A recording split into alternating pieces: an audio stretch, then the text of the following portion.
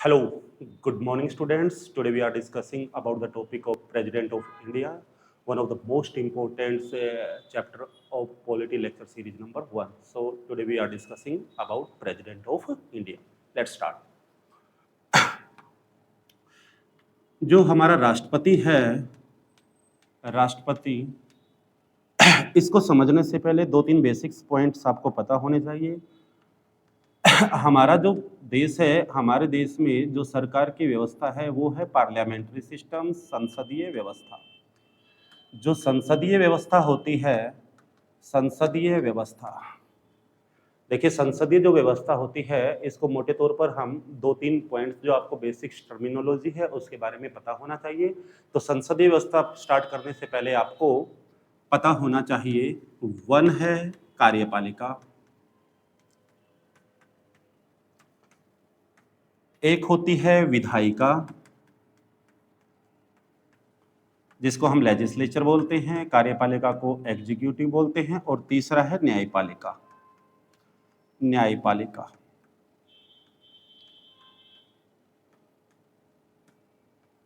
किसी भी लोकतांत्रिक डेमोक्रेटिक जो कंट्रीज हैं उसमें जो सरकार होती है तो सरकार के तीन अंग होते हैं, कार्यपालिका, विधायिका और न्यायपालिका। जो कार्यपालिका होती है ये क्या होती है, विधायिका क्या होती है, न्यायपालिका क्या होती है।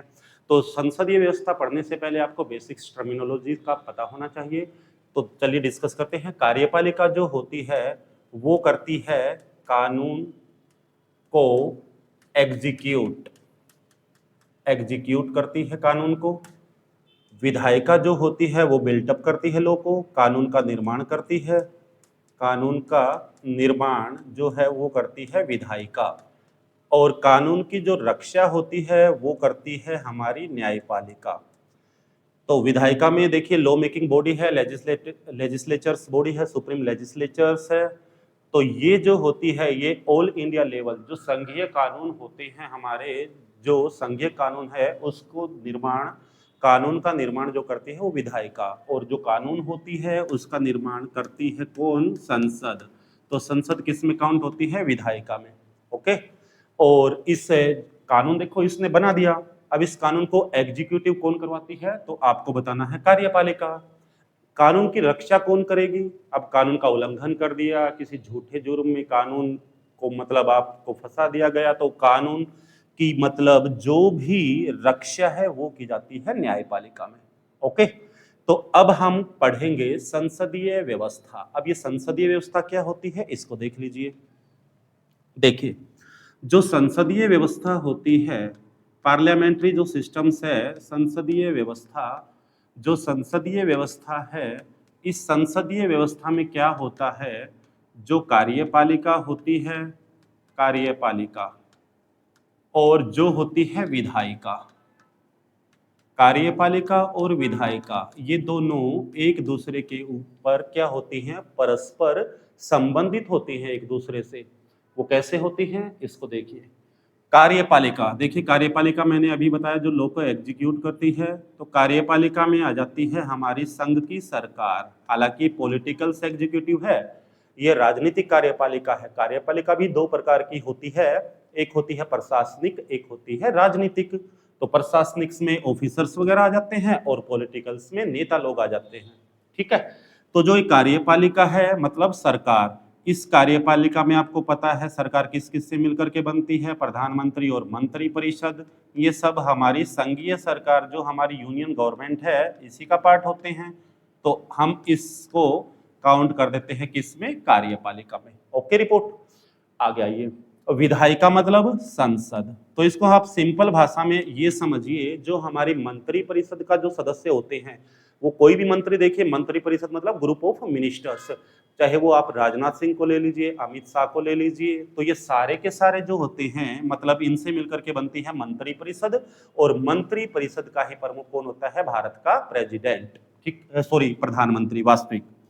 तो ये जो मंत्री परिषद होती है, ये मंत्री परिषद कार्यपालिका के साथ साथ किसका भी हिस्सा होती है, विधायिका का भी क्या होती है, पार्ट होती है। इसी को हम बोलते हैं संसदीय व्यवस्था की एक महत्वपूर्ण विशेषता है। क्या होता है, जो कार्यपालिका है, जो एग्जीक्यूटिव है, जो मंत्री परिषद है, वो सरकार के साथ साथ विधायिका का भी क्या होती है, एक हिस्सा होती है। प्रूफ कर देते हैं, जैसे प्रधानमंत्री है, ये प्रधानमंत्री कार्यपालिका का तो हिस्सा है ही है। ये कार्यपालिका का हिस्सा होने से पहले पहले आपको पता होना चाहिए किसका भी सदस्य है, विधायिका का। विधायिका का मतलब संसद, संसद के सदस्य क्या कहलाते हैं, एमपी, मेंबर ऑफ पार्लियामेंट। तो आपको पता होगा मोदी वाराणसी से पहले क्या है, प्रधानमंत्री बनने से पहले एमपी। तो आ गई बात समझ में। तो कार्यपालिका और विधायिका दोनों एक दूसरे से परस्पर संबंधित होती हैं, और संसदीय व्यवस्था में कार्यपालिका या मंत्री परिषद किसका हिस्सा होती है, विधायिका का भी। हालांकि बिना विधायिका के भी कार्यपालिका का सदस्य बना जा सकता है, मंत्री परिषद का सदस्य बना जा सकता है, लेकिन मैक्सिमम 6 महीने तक, विद इन 6 मंथ, 6 महीने के अंदर अंदर क्या होगा, कार्यपालिका का कार्यपालिका के सदस्य को हर हाल में विधायिका का सदस्य बनना पड़ेगा। जैसे 2019 में आप देखोगे तो मोदी सरकार में एक मंत्री बनाया गया, विदेश मंत्री, जो थे हमारे एस जयशंकर। वो भारत के विदेश मंत्री बने, लेकिन जब वो विदेश मंत्री बनाए गए तो वो ना तो लोकसभा और ना ही राज्यसभा, इनमें से किसी का सदस्य नहीं थे।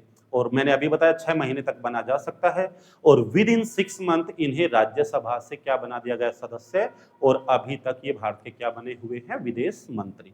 तो ओके, तो इसी को बोलते हैं संसदीय व्यवस्था। इसी संसदीय व्यवस्था में जो ये मंत्री परिषद होती है सेंटर की, ये मंत्री परिषद क्या होती है, सामूहिक रूप से रिस्पॉन्सिबल, उत्तरदायी होती है लोकसभा के प्रति। आर्टिकल संविधान का 75 में ये बोला गया है, जो मंत्री परिषद होती है सेंटर की, यूनियन की जो मंत्री परिषद होती है, वो किसके प्रति रिस्पॉन्सिबल होती है, लोकसभा के प्रति रिस्पॉन्सिबल होती है। इसका अर्थ यह होता है कि जितने भी मंत्री हैं भारत सरकार में, ये मंत्री तब तक अपना क्या करते रहेंगे, कार्य करते रहेंगे, जब तक कि इन्हें बहुमत प्राप्त है, कहां पर, लोकसभा के अंदर। तो इसी को बोला जाता है पार्लियामेंट्री सिस्टम्स या संसदीय व्यवस्था।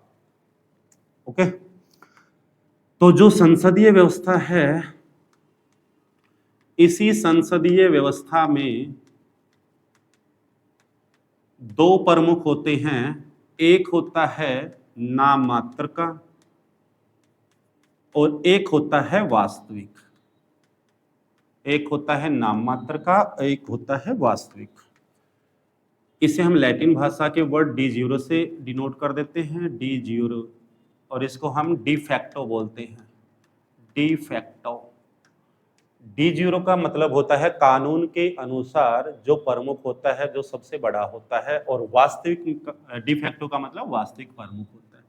तो भारत में संसदीय व्यवस्था है सरकार की। इस संसदीय व्यवस्था के अनुसार सरकार का जो नाम मात्र का प्रमुख होता है उसको बोला जाता है राष्ट्रपति, और जो वास्तविक प्रमुख होता है उसको बोला जाता है प्रधानमंत्री। ठीक है, तो ये है हमारी संसदीय व्यवस्था। मैं दोबारा रिपीट कर रहा हूँ, सरकार, भारत में सरकार की संसदीय व्यवस्था है। संसदीय व्यवस्था वो व्यवस्था होती है जिसके अंतर्गत कार्यपालिका और विधायिका दोनों एक दूसरे के ऊपर निर्भर होती हैं। कार्यपालिका या मंत्री परिषद का सदस्य हर हाल में विधायिका का भी सदस्य होता है। हालांकि बिना विधायिका का सदस्य हुए भी वह मंत्री परिषद का सदस्य बन सकता है, ज्यादा से ज्यादा 6 महीने तक, विद इन 6 मंथ उसे हर हाल में विधायिका का सदस्य बनना पड़ेगा। ठीक है, नेक्स्ट आइए। तो अब हम शुरू करते हैं एक्चुअल हमारा टॉपिक, जो प्रेसिडेंट ऑफ इंडिया चल रहा है। तो जो राष्ट्रपति है भारत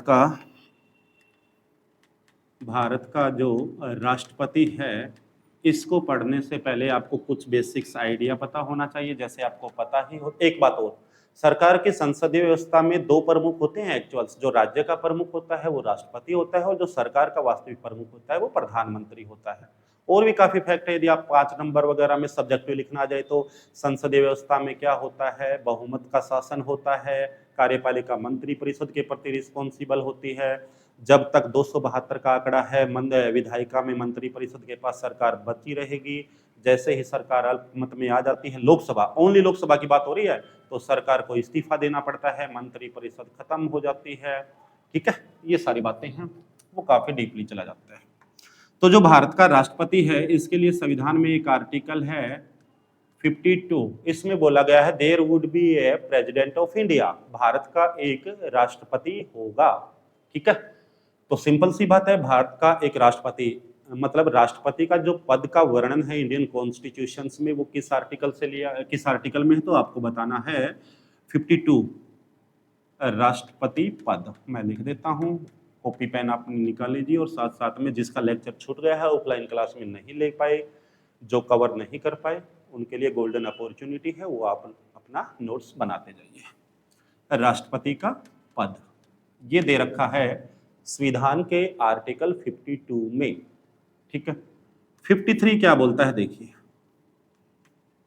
जो कार्यपालिका है, जो ये कार्यपालिका है, इस कार्यपालिका की जो शक्तियां होती हैं, कार्यपालिका की जो शक्तियां होती हैं वो किस में निहित होंगी, वो भारत के राष्ट्रपति में निहित होंगी, राष्ट्रपति में निहित होंगी।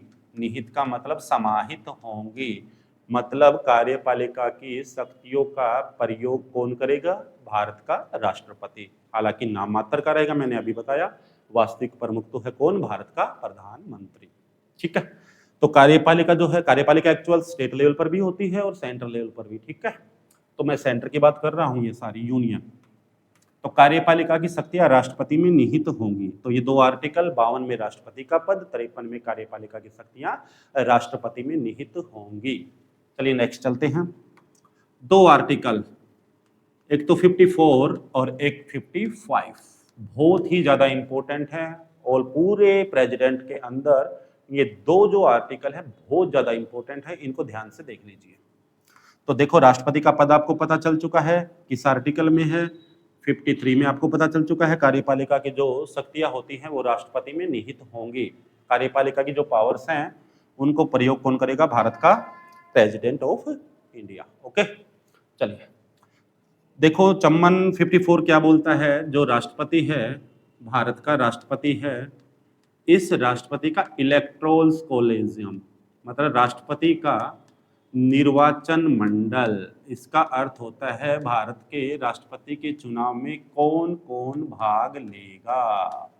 राष्ट्रपति का निर्वाचन मंडल, राष्ट्रपति के चुनाव में कौन कौन भाग लेगा, तो देखिए ध्यान से कौन कौन पार्टिसिपेट करता है राष्ट्रपति के चुनाव में। तो देखिए, राष्ट्रपति के चुनाव में एक तो भाग लेते हैं जो लोकसभा होती है, इस लोकसभा के चुने हुए सदस्य, चुने हुए सदस्य। आपको मैं बता दूं, लोकसभा में पहले 543, मतलब वैसे तो मैक्सिमम 552 थे, ठीक है, 550 प्लस में 2 एंग्लो इंडियन होते थे जिन्हें भारत के राष्ट्रपति के द्वारा मनोनीत किया जाता था।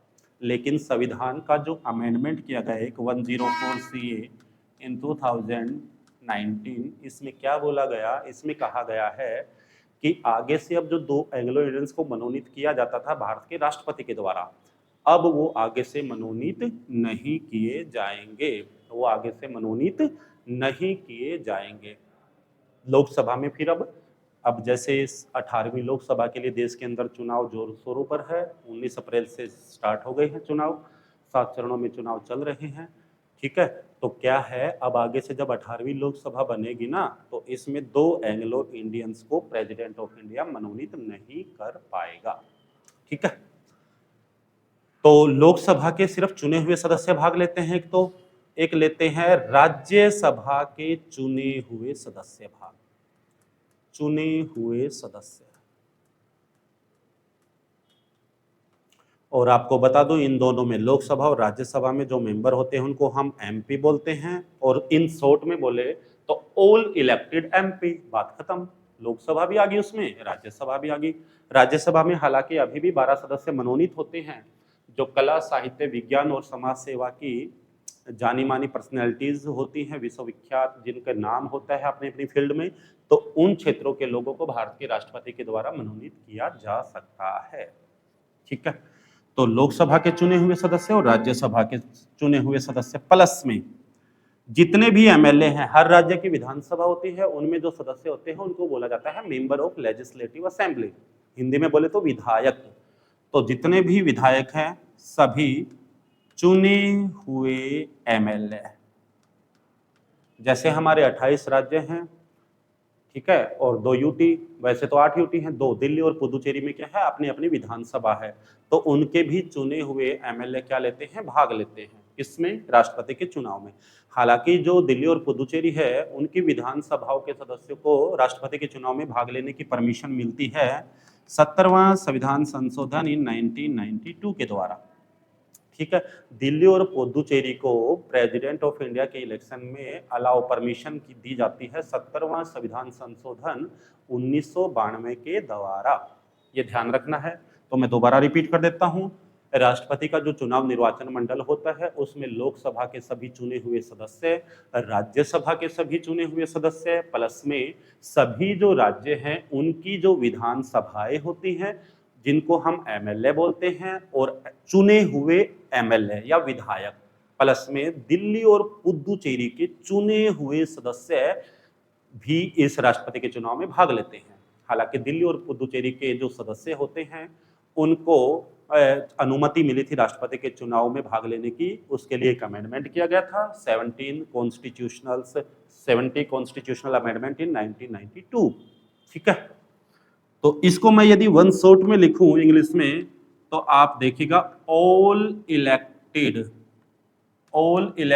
एमपी प्लस में ऑल इलेक्टेड एमएलए प्लस में दिल्ली और पुदुचेरी के भी कौन, इलेक्टेड एमएलए, और इनको कब परमिट मिला, इनको परमिशन मिली थी 17 सीए इन 1992 के द्वारा।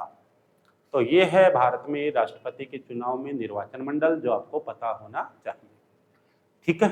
तो आई थिंक आपको क्लियर हो गया होगा निर्वाचन मंडल जो भारत के राष्ट्रपति का है।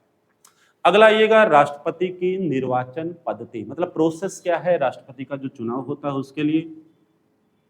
उसके लिए हम पढ़ेंगे आर्टिकल 55। तो इसको मैं सिंपल भाषा में आपको बताऊंगा बिल्कुल। राष्ट्रपति का जो निर्वाचन मंडल तो मैंने आपको क्लियर कर ही दिया है। तो राष्ट्रपति की चुनाव प्रक्रिया कैसे, मतलब राष्ट्रपति का चुनाव होता है, कुछ बेसिक्स बातें हैं जो आपको पता होनी चाहिए। अब राष्ट्रपति का चुनाव देखो क्या होता है, अप्रत्यक्ष रूप से होता है। अप्रत्यक्ष का आपको पता ही है क्या होता है, ऐसा चुनाव जिसमें डायरेक्ट जनता पार्टिसिपेट नहीं करती।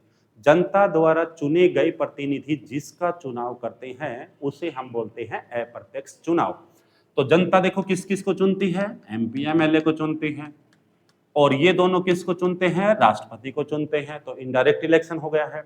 अभी आपको पता है एमपी के इलेक्शन चल रहे हैं, लोकसभा के सदस्यों का चुनाव के लिए वोटिंग हो रही है देश के अंदर, है ना, रिसेंट। तो ये चुनते हैं भारत के राष्ट्रपति को। तो राष्ट्रपति का चुनाव होता है अप्रत्यक्ष। सेकंड, आपको याद रखना है राष्ट्रपति के चुनाव में ईवीएम का प्रयोग नहीं होता है। राष्ट्रपति के चुनाव में ईवीएम का यूज नहीं होता है। तो राष्ट्रपति के चुनाव फिर किस माध्यम से होता है, तो बैलेट पेपर। एक बैलेट पेपर मतलब पर्चियों के माध्यम से, बैलेट पेपर के थ्रू होता है।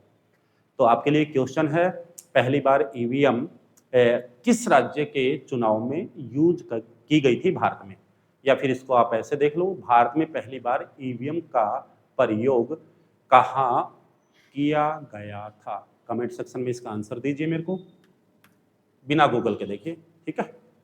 तो ये है सारी बात। हालांकि पहली बार लोकसभा में 2004 के लोकसभा चुनाव में पहली बार पूरे देश में ईवीएम का प्रयोग किया गया था, ये मैंने आपको बता दिया। लेकिन आपको बताना है पहली बार देश में ईवीएम का प्रयोग कब किया गया। तो राष्ट्रपति के चुनाव में ईवीएम वगैरह का यूज होता नहीं है, बैलेट पेपर का प्रयोग होता है, जो आपको पता होनी चाहिए। अप्रत्यक्ष होता है। अब दो प्रोसेस हैं, एक होती है समानुपातिक प्रणाली, राष्ट्रपति की समानुपातिक प्रणाली, इसको हम प्रोपोर्शनल्स बोलते हैं।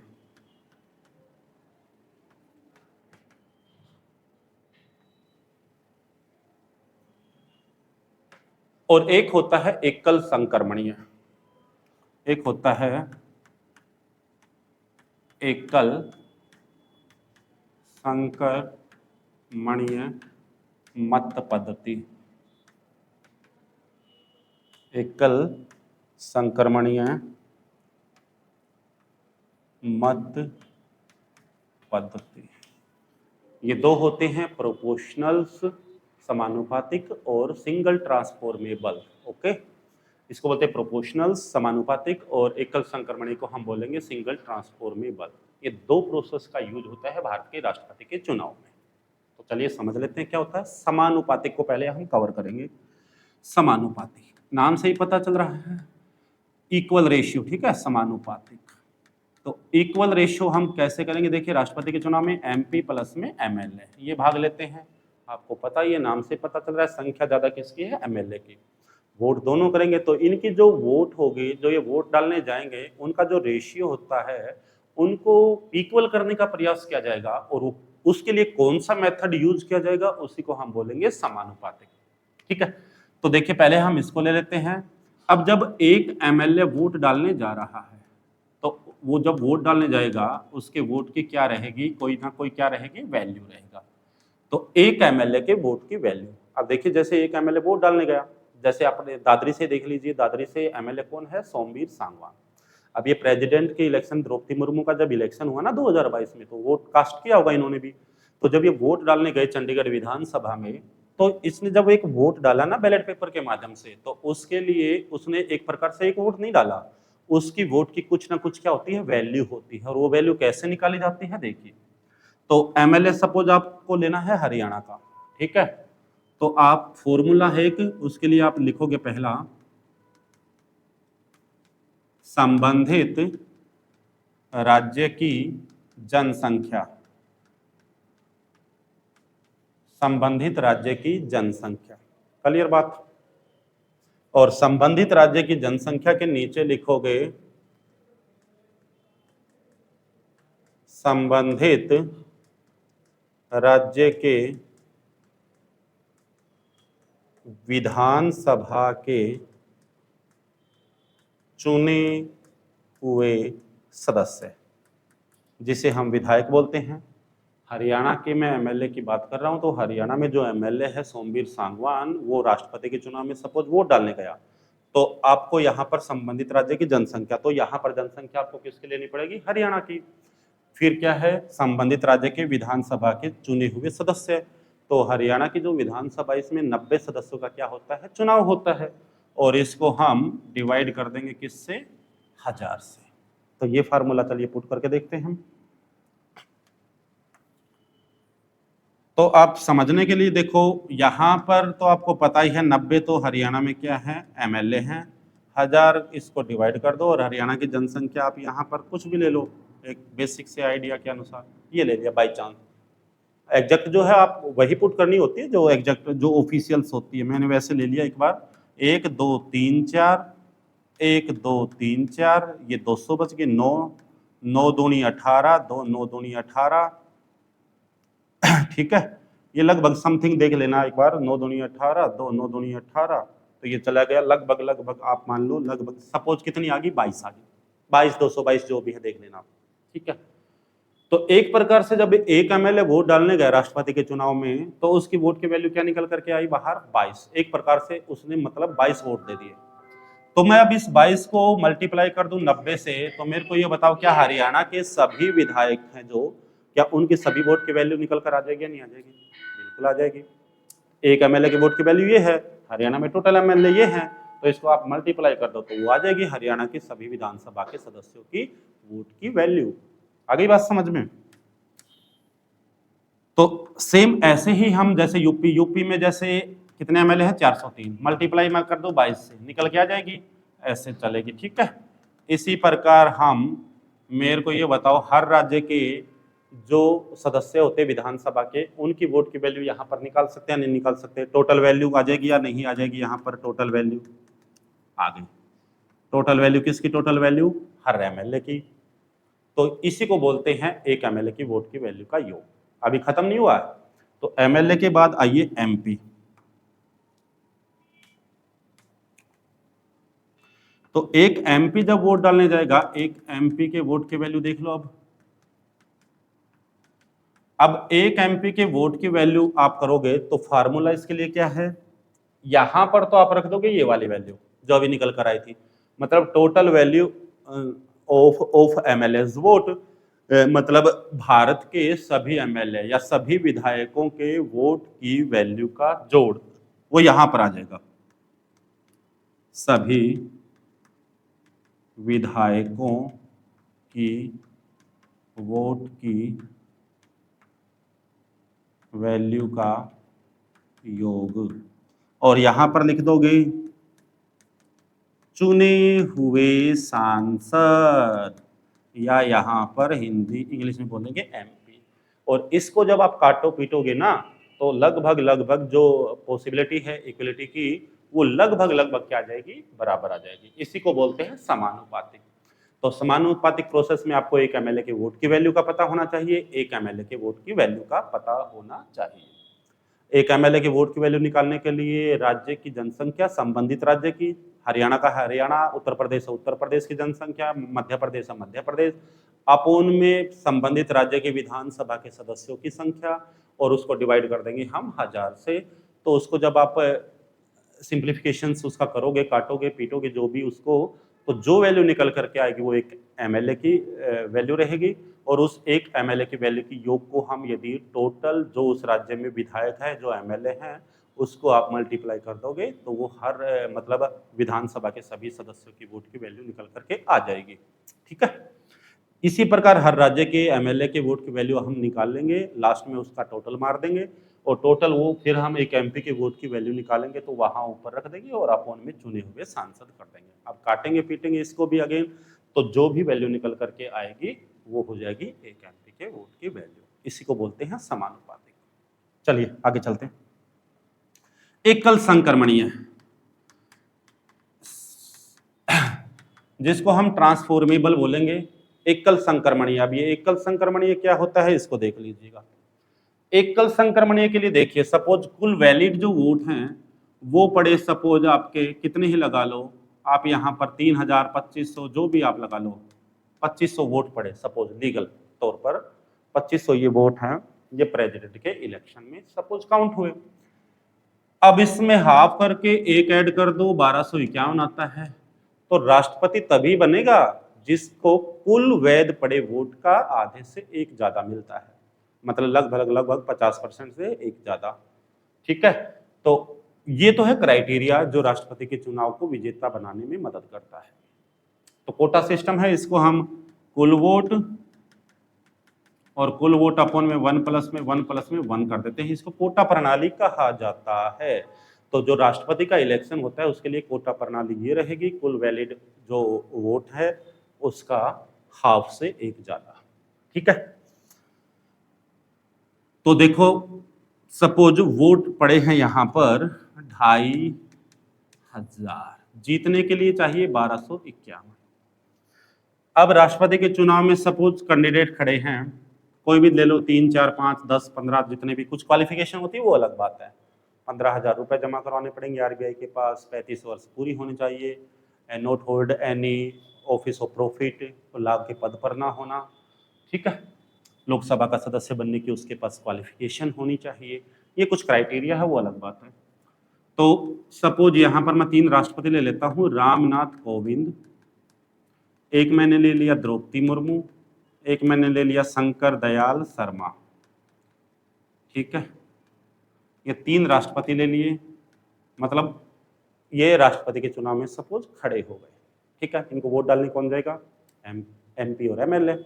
अब सपोज एमपी और एमएलए जब वोट डालने जा रहे हैं इनको, तो उन सबको वोटिंग यहाँ पर रैंकिंग में देनी पड़ेगी, इनको किसी एक व्यक्ति को नहीं देनी है, सबको रैंकिंग में देनी पड़ेगी, जैसे 1 2 3 ऐसे।